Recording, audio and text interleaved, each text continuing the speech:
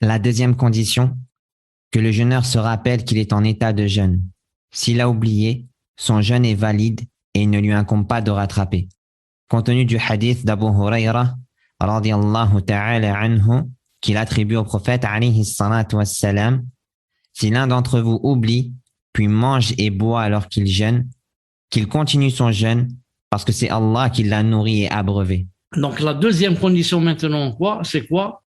C'est qu'il se rappelle qu'il est en état de jeûne.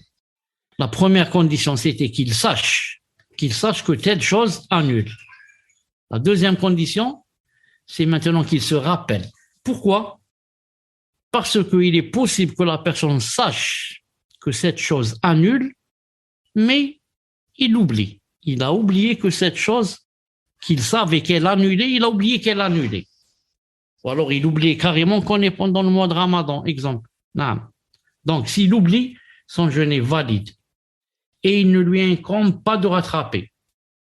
Compte tenu du hadith Abu Huraira qui dit que le prophète alayhi salam a dit, si l'un d'entre vous oublie, puis mange et boit, alors qu'il jeûne, qu'il continue à jeûner. Parce que c'est Allah Azza wa Jal qui l'a nourri et abreuvé. Donc, quand tu as oublié pendant le Ramadan, tu as mangé ou bu, c'est Allah subhanahu wa jal en fait et en vérité qui t'a abreuvé. Il a descendu sur toi une rahma et il t'a laissé boire et manger, donc ce n'est pas ta faute.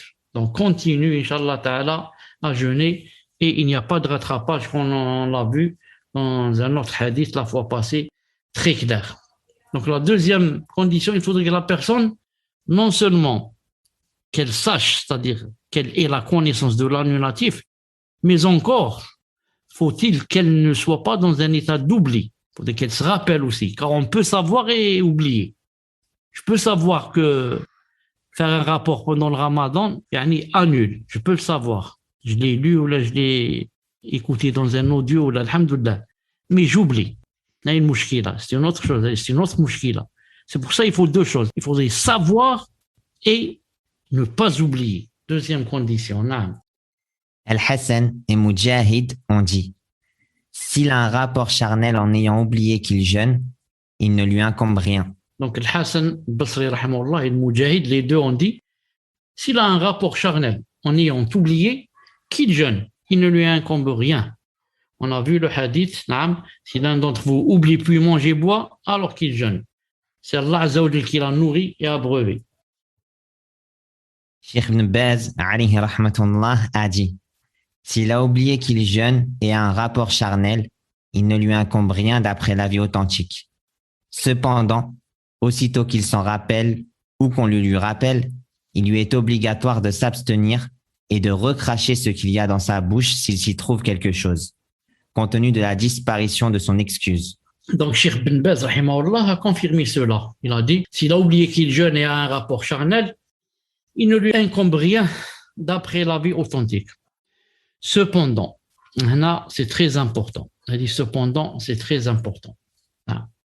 Cependant, aussitôt qu'il s'en rappelle, ou qu'on le lui rappelle, il lui est obligatoire de s'abstenir et de recracher ce qu'il y a dans sa bouche s'il s'y trouve quelque chose, compte tenu que maintenant il n'est plus excusé, compte tenu de la disparition de son excuse après s'être souvenu.